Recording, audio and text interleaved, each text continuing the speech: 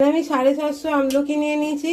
এগুলো আমি জল এই কাঁটা চামচের দ্বারা ফুটো ফুটো করে নিয়েছি গাগুলো। সারা রাত এগুলো আমি জলে ভিজিয়ে রাখবো, এবার পরের দিনে দেখাবো।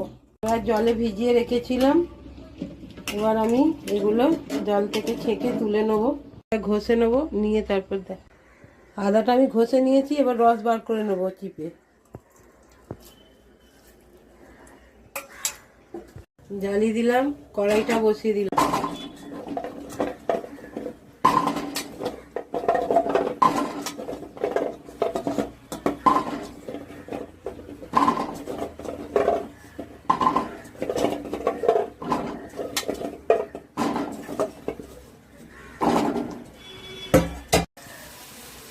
এক বাটি চিনি দিয়ে দিলাম।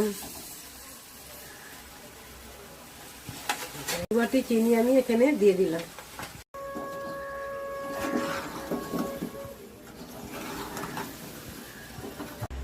এবার আমি একটু গোলমরিচ দিয়ে দিলাম।